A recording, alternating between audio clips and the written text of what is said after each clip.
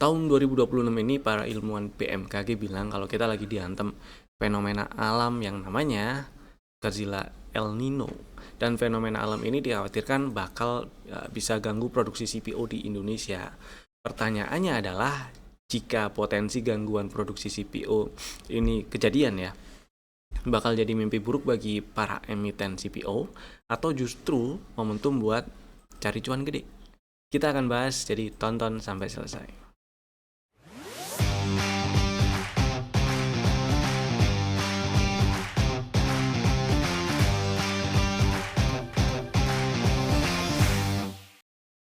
Selamat datang di Cuan Community Partner Bentraku Sekuritas. Kita bahas IHSG-nya dulu ya. Hari ini tutup melemah tipis 0,3% di 6.101,33 tutupannya. Dan seperti yang dibahas kemarin, kalau IHSG setelah breakdown 6.100 ada potensi turun lebih dalam. Ya, ini memang turun lebih dalam sih hari ini karena hari ini low-nya sempat 5993,04. Cuman tutupannya seperti yang dibahas waktu review market tengah sesi tadi siang live dan live sebelum sesi live trade sesi 2 tadi siang. Jangan-jangan tutupannya balik lagi ke 6.100-an lagi, dan benar ternyata tutupannya 6.100-an lagi. Jadinya hari ini IHSG bikin candle doji ya. Anggap aja ini doji lah. Open 6096, tutup 6101, ya ada body candle dikit tapi cenderung ke doji lah. Dan memang sih pelaku pasar masih cenderung wait and see, nungguin ntar di tanggal 24 dini hari ya, jatuhnya tanggal 23 sono, di kita 24 dini hari MSCI apa hasilnya gitu kan. Intinya untuk sementara ini kita stay safe, tetap fokusnya ke amankan equity. Yang penting pelurunya ada. Kalau ada strategi entry, jangan lupa strategi exit-nya dibikin dan dijalanin gitu ya. Saham-saham yang udah kasih cuan hari ini ada beberapa yang mau kita bahas nih. Seperti biasa, nggak semuanya dibahas. Yang pertama ada Raja. Raja ini tadi kita spill waktu live trade pagi. Kita spill di sini nih, waktu masih di lumayan bawah di 3860 3870 lah ya. Kemudian ya sempat naik sampai ke 3930, turun lagi tapi nggak kena cut loss karena cut lossnya di bawah 3780. Kemudian naik lagi sampai sempat ke 4200, tutupannya di 4160. Bagi yang udah jualan maupun yang belum jualan maksud saya, tetap sama-sama happy cuan lah ya. Buat yang belum jualan, pasang trailing stop atau update stop lossnya, naikin stop lossnya ke 4090 atau sedikit lebih bawah nggak masalah. Jadi ya pastinya ini Raja sempat jualan dalam posisi cuan, happy cuan ya Rajanya. Next, DSSA. Kalau DSSA waktu live trade sesi 1 tadi berangkat dari pertanyaan sih. Ada yang nanya DSSA pengen beli di berapa ya? Tadi harganya masih ya di sekitar sinilah, kurang lebih 830 840 ya. Saya sih bilang emang kalau misalnya pengen dibeli di area harga itu, stop lossnya mau nggak mau di 815 ya. 810. Cuman saya pribadi lebih srek area belinya 780. Mudah-mudahan ada yang ngantri di situ tadi ya, 780. Sempat turun sampai ke 755 dan tutup di 830. Jadi kalau misalnya beli di 780 sampai di harga penutupan hari ini, ya lumayan lah. Harusnya juga ada cuan yang bisa dibungkus nih hari ini nih. Jadi intinya buat yang belum jualan maupun yang udah jualan, sama-sama happy cuan. Buat yang belum jualan ini tinggal pasang trailing stop atau update stop lossnya. Taruh aja stop lossnya atau update stop lossnya, atau pasang trailing stopnya di 810 atau 805 gitu. Jadi aman kalau misal dalam waktu besok gitu ya, tiba-tiba dia ngegas ke bawah dulu, ya TP dulu itu, kejual di bahkan kejual di 800 pun ya masih cuan ya, happy cuan DSSA. Next, Bufa. Ini juga waktu live trade sesi 1 nih, si Bufa tadi dibahas area belinya di berapa. Ada yang nanya juga kebetulan area belinya di berapa, di 840 835. Nah area ini nih gitu ya. sempat emang ngebablas dikit ke bawah 80, sempat ke 825, kemudian membal hari ini tutup di 930.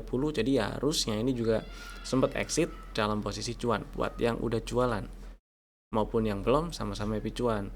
Yang tujuan belinya cuma trading pendek-pendek aja, ya udah pasang trailing stop aja ini ya buat yang belum jualan, maksud saya di 905 atau 900 boleh. Jadi ya happy cuan lah ini Bufa, mestinya lumayan nih. Kemudian yang berikutnya kita bahas stock ideas kemarin.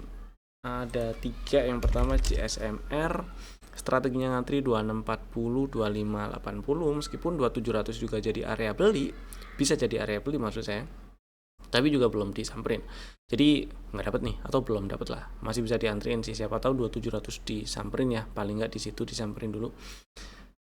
Jadi ya tonton dulu besok. Next, yang kedua KIN, strateginya ngantri 795, 750, sama-sama belum dapat barang juga. Stop loss kalau tutup di bawah 710, target TP1 di 975. Yang ketiga MBMA, ini juga belum dapat barang. Hari ini menguat memang 5,9%, tapi sementara saya masih lebih pilih area beli yang bawah ya, maksudnya lebih pilih ngantri, entah itu cuma di 486, syukur-syukur nyamperin 484 dan 424, karena stop lossnya kalau tutup di bawah 398. Memang sih sampai hari ini masih bertahan di atas 500, cuman karena kemarin ini ada pola bearish reversal yang lumayan oke, pola bearish reversalnya kok lumayan oke sih. Jadi saya masih ragu untuk langsung sikat, kecuali ini di area-area atas ini sekitar 540-an mungkin, entah besok atau dalam waktu dekat ke depan, jika ada sesuatu yang menunjukkan pola-pola continuation dari ya di intraday-nya setidaknya ya, langsung dibeli nggak apa-apa ya. Jadi dipantau sambil ngantri di area beli di bawah yang tadi sudah disebut. Kemudian kita bahas emiten CPO nih. Jadi pertama gini, yang harus kita tahu dulu itu apa yang terjadi sama si pohon-pohon sawit itu kalau kena El Nino, apalagi Godzilla El Nino ya. Jadi sawit itu kan meskipun sama-sama tanaman meskipun sama-sama pohon, tapi sawit itu ibaratnya haus air lah, butuh banyak air, butuh sekali dia banyak air. Jadi begitu kena kemarau panjang yang berbulan-bulan misalnya, pohonnya bakal stres, atau dampaknya misalnya pelepahnya itu patah, bunganya gagal jadi buah gitu ya, dan ujung-ujungnya produksinya menurun itu kan. Produksinya menurun ya jadi masalah buat emiten sawit gitu kan. Tapi efek kekeringan ini sifatnya delay sih, jadi nggak misalnya sekarang El Nino-nya datang sekarang langsung tuh ke dampak, nggak. Biasanya tuh ada jeda waktu lah ya, 6 sampai 12 bulan ke depan. Misalnya El Nino-nya kejadian sekarang, puncak rontoknya, puncak dropnya si produksi sawit itu kejadiannya bisa 6 sampai 12 bulan ke depan. Jadi ketika pasokan nantinya ya, ketika ini benar-benar kejadian, kemudian pasokan CPO dari Indonesia dan Malaysia anjlok gitu kan, dunia bakal rebutan kan ya, terjadilah yang namanya supply shock dan harga komoditasnya otomatis naik. Nah, dari beberapa saham emiten CPO, opini pribadi saya ya, kan karena dia ada resiko produksinya turun gitu kan, kemudian dan seterusnya. Dari opini pribadi saya, dari beberapa saham emiten CPO itu saya suka 3 nih, TAPG, DSNG, dan SSMS. Ini yang nanti akan kita bahas lebih lanjut di sisi teknikalnya. TAPG karena kenapa pertama TAPG dan DSNG ya, kenapa dua itu? Karena usia pohon mereka tuh masih usia produktif lah, jadi masih seger gitu ya dan manajemen air di kebun mereka tuh dinilai bagus. Jadi ibaratnya kalau misalnya ada penundaan sementara, ini nextnya masih bisa produksi banyak, dan sekarang juga masih bisa digenjot itu karena usia pohonnya masih usia produktif. Kemudian kalau SSMS itu dia punya efisiensi rendeman minyak. Efisiensi rendeman minyaknya itu bagus. Jadi emiten-emiten yang kayak gini ini punya potensi produksinya bisa relatif stabil lah gitu ya. Sekarang kita lihat gimana respon marketnya, kemudian kita lihat dari sisi teknikalnya area mana aja yang perlu kita pantau. Dari TAPG dulu ya. Si TAPG nih hari ini memang melemah 1,3%. Sebenarnya waktu live trade sesi 1 tadi ini sempat kita bahas karena sempat ada yang spill juga, oh ya TAPG gitu kan, terus kita bahas. Nah, kalau kita lihat perspektifnya agak panjang, ada satu hal yang bikin kurang enak, yaitu ketika dia turun breakdown 1340. Bisa dibilang uptrendnya udahan ya. Bisa dibilang uptrendnya udahan waktu dia breakdown 1340. Tepatnya kapan dia nge-breakdown tutup di bawah 1340 itu di Agustus lagi, di bulan Juni tanggal 8 kemarin. Kemudian setelah itu dia rebound, cuman waktu rebound ini kalau kita lihat zigzag harganya kan ada lower high lower low, secara definitif ya ada downtrend lah ya. Waktu dia rebound dia belum naik ke atas swing lower high terakhirnya itu di 1650. Jadi memang tetap ada potensi ini ada swing ke bawah lagi, entah itu cuman ngetes sekitaran 1300-an atau mungkin lebih atas nih, karena di sini ada area-area yang memang memungkinkan sekali untuk jadi area support ya, sekitar 1400-an lah ya, atau mungkin malah ngetes 1255 1250, tapi selama nggak tutup di bawah 1255 maka kita masih tetap bisa pantau area-area harga sekarang ini sebagai area-area beli. Area-area yang menarik untuk dikulik gitu ya, area belinya. Nah, oke. Kemudian kalau kita persempit view-nya dari beberapa hari terakhir lah, 1, 2, 3, 4, 5 ya, sepekan terakhir lah ya. Ini sideways di range 1475 1575. Sebenarnya dengan begini ngelihatnya jadi lebih gampang. Ketika dia breakdown 1475, saya pribadi prefer setidaknya tunggu 1400 atau 1300-an sekian itu dengan stop loss ya itu tadi di bawah 1255, closing di bawah 1255 berarti gagal strategi yang kedua. Atau ternyata dia nggak turun breakdown 1475 malah naik nge-breakout 1575, maka ada potensi dia naik lebih tinggi, nembus ke atas 1650, dan ketika udah nembus ke atas 1650 ada peluang yang lebih besar untuk lanjut ngetes area-area 1800-an, 1800 1900, area-area situ. Kemudian apa yang terjadi jika ternyata nggak jadi naik, malah nge-breakdown 1260 gitu ya, 1260 1255. Ketika 1255-nya di breakdown, geser ke time frame gede ya, geser ke time frame gede. Di sini ada setup nih. Nah ini dia, kita bisa tarik 16.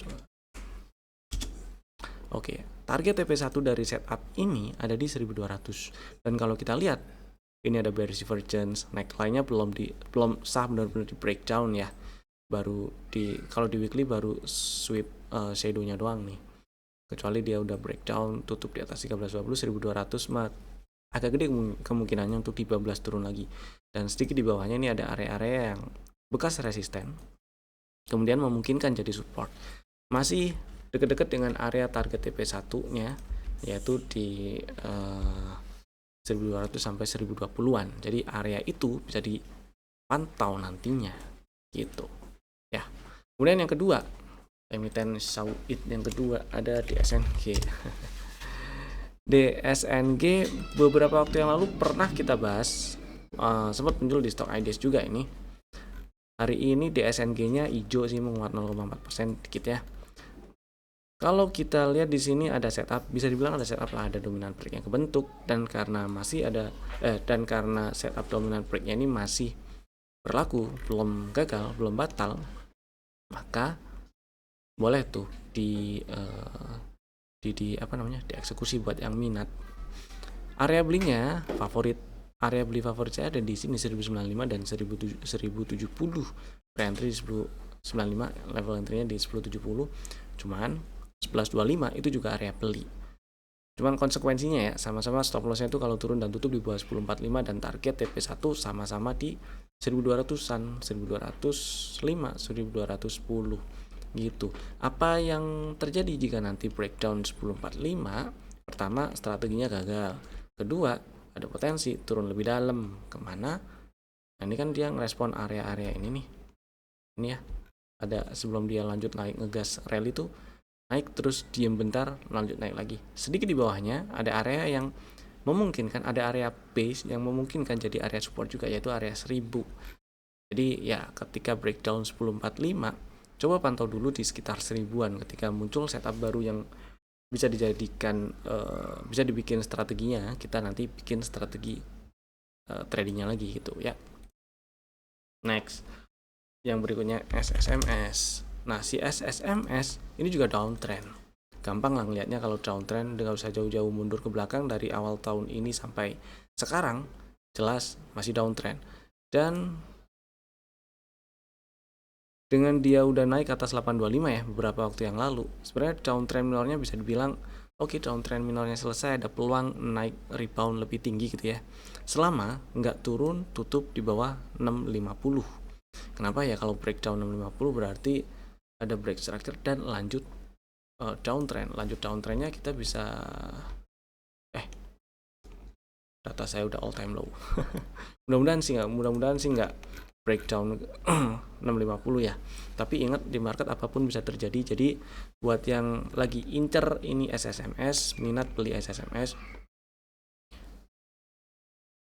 area sini nih saya paling enggak saya setidaknya opini pribadi saya ya, paling enggak 760 oke lah kalau misalnya pengen ngantri 760. Terus di sedikit di bawahnya itu ada 720, jadi 760 720 itu oke. Stop lossnya kalau tutup di bawah 650. Jadi kesimpulannya 760 ke bawah. Syukur-syukur 720 sih, saya lebih serak 720 nya soalnya. Lebih serak 720 nya untuk jadi area beli gitu ya. 745, 720, 700, 690 tuh boleh lah. Stop lossnya sama-sama kalau tutup di bawah 650 gitu. Buat yang udah punya barang gimana? Yang udah punya barang 760 sih ya, kalau misalnya sampai breakdown 760 exit dulu. Kalau misalnya mudah-mudahan nggak nyangkut banyak, misalnya punya barang modal 700 kecil atau di bawah 700 kemarin belinya, ya udah pasang trailing stop atau stop loss di bawah 760. Kalau turun ke bawah 760 jadi kejual dan masih ada cuannya, bisa ngantri lagi 745 misalnya, 720 atau 700, 690 gitu ya. Baru stop lossnya pasang lagi di bawah 650 atau tunggu kalau tutupannya di bawah 650 berarti gagal. Memang dari kondisi dari ngelihat momentum naiknya ya dibandingkan dengan waktu dia turun, ini ada kemungkinan memang dia nge-swing ke bawahnya, ngetes 650 lagi. Tapi juga kita lihat aja nanti ketika turunnya nyampe 750, 740, 720-an, kembali nggak ada pola-pola bullish reversal nggak setidaknya di intraday-nya. Kalau iya, bisa tuh kita manfaatin dulu untuk trading dulu aja gitu ya. Kemudian berikutnya ya itu tadi udah 3 saham sawit yang menurut opini pribadi saya menarik dipantau. Next, kita bahas saham yang di request yang ada di kolom komen. Kali ini ada satu saham doang yang di request, yaitu Humpus. Minta dibahas view gedenya. Oke. Kalau trennya mah jelas ini downtrend ya. Downtrend dari awal tahun sampai sekarang clear banget kelihatan downtrendnya. Dan setidaknya naik ke atas 161 downtrendnya udahan gitulah. Cuman beberapa waktu yang lalu ini ada pola bullish reversal yang menarik memang di tanggal 9 Juni dilanjut dengan harga lanjut naik rebound gitu ya sampai 142, kemudian ada rejection, ada pola bearish reversal lanjut turun. Nah, area yang bisa dipantau sekarang ini kalau misalnya pengen beli ya di 114 dan 99. Saya sih lebih prefer 100 ke bawah karena ada kemungkinan nanti dia ngetes, ya mudah-mudahan sih nggak sampai 86 ya ngetesnya, ngetes 99 atau 90-an gede gitulah, kemudian membal. Kalau memang skenario-nya seperti itu, area targetnya saya mencukupkan dulu di 130, setinggi-tingginya di 130 dulu. Kalau nyampe situ exit, karena meskipun ada potensi double bottom nantinya ketika membal dari 99 atau mungkin agak-agak sedikit lebih bawah gitu ya, atau mungkin ngetes 86 atau sedikit lebih bawah, kan jadi ada potensi double bottom tuh. Neckline-nya kan di ya 140-an lah. Cuman 130-an itu rawan lah ya, 120 sampai 130-an. Jadi kalau misalnya naik sampai situ lagi, exit dulu nggak masalah. Tapi kalau dalam waktu dekat ke depan nggak turun ke sono ke 100 atau bahkan ke 99 gede dan malah naik breakout 136, tutup di atas 136 atau mungkin tutup di atas 142 sekalian, justru bagus sih. Peluang untuk lanjut ke 170-an tuh jadi makin gede gitu. Kurang lebih sih seperti itu ya. Mudah-mudahan cukup menjawab. Sekarang kita bahas saham yang ada di dalam list stock ideas untuk besok sih hari apa? Rabu 24 Juni 2026. Ada 4 saham, Bapak Ibu bisa masukin ke dalam watchlist jika belum ada. Pertama, Bufa. Tadi udah masuk segmen happy cuan. Ya, buat yang udah cuan, udah dijual. Nah, ini strategi untuk buyback-nya. Nah, ini juga strategi lebih ke strategi untuk buyback sih. Karena hari ini tutup di 930 dan ya ini ada bullish divergence, neckline-nya di breakout, nge-breakout-nya cakep, pakai nge-time dulu bikin continuation dan hari ini nge-breakout pola continuation-nya gitu ya. Mudah-mudahan masih dikasih besok di 880. Jadi ngantrinya 880 gitu. Sambil dipantau ada nggak sesuatu yang bisa kita pakai strategi langsung nabraknya gitu ya. Cuman ngantrinya untuk memperkecil risiko di 880 belinya. Stop loss kalau tutup di bawah 800 dan targetnya kita incer di target TP1 1035 1040 ya.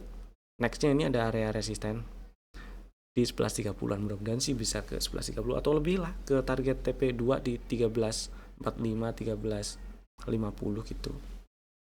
Kemudian yang kedua ada Emyor. Emyor kemarin sempat kasih cuan di 2 hari yang lalu ya, sore-sore live trade sesi 2 di spill dan tutupan ternyata diangkat, mudah-mudahan udah pada jualan. Nah ini strategi untuk buybacknya. Kalau kemarin strategi yang ada di dalam list rekomendasi itu ngantri di 1665 ke bawah, karena di sini nih dia naik udah nembus ke atas 1910, kemudian tutup juga di hampir 2000 ya, 1990 gitu, dan lanjut turun kan, kempes. Di sini ada sesuatu yang memungkinkan area tersebut direspon jadi support. Jadi buat yang pengen buyback atau pengen beli, pokoknya pengen beli Emyor lah, boleh ngantri 1770. Stop lossnya kalau tutup di kalau turun dan tutup di 1720 atau sedikit lebih bawah gitu ya, berarti ya cut loss. Targetnya incer target TP1 lagi di 1900, mudah-mudahan sih bisa lebih dan lanjut ke 2100-an target TP2 di situ. Yang ketiga ada Raja. Tadi juga udah kasih cuan ya rajanya, happy cuan buat yang pengen buyback atau baru mau beli Raja. Karena hari ini juga si rajanya naik nembus ke atas 4020, berarti setidaknya trend minornya selesai gitu kan. Dan ada setup pula. Kebentuk setupnya sih beberapa hari yang lalu. Sempat ada strategi di dalam list stock ideas ngantri di bawah, jelas belum disamperin sih. Kemudian dia bikin pola-pola continuation, hari ini di breakout. Jadi buat yang pengen beli Raja, entah buyback atau baru mau beli, boleh ngantri 3920. Stop lossnya kalau turun dan tutup di bawah 3680 dan targetnya incer target TP1 dulu ya, 4470 4480 lah gitu. Mudah-mudahan nyampe 5000 karena kan Raja mau stock split ya, 1:5 lagi ya, siapa tahu nyampe 5000 nya. Tapi hati-hati kalau udah naik sampai ke 70 4,5 gitu. Next, yang keempat ada Teens. Teens ini dari kemarin sebenarnya udah sempat kasih cuan harusnya, tapi ya buat yang belum punya barang dan berminat, besok XD dividend juga ya. Ini karena resisten minornya di breakout pakai rally kemudian bikin base dan rally lagi, boleh ngantri di 3650 ke bawah gitulah ya area belinya. Stop lossnya kalau turun dan tutup di bawah 3490. Targetnya kita incer 4000-an dulu ya, 4000 4050 gitu. Berapa nih? 4000, siapa tahu lancar ke 4100 juga gitu ya. Dan itu tadi 4 saham pilihan kami. Bapak Ibu bisa langsung bikin ordernya sekarang juga menggunakan fitur automatic ordernya masing-masing. Terima kasih telah tonton video ini dari awal sampai selesai. Saya Evan, sampai jumpa lagi di video kami berikutnya. Dadah.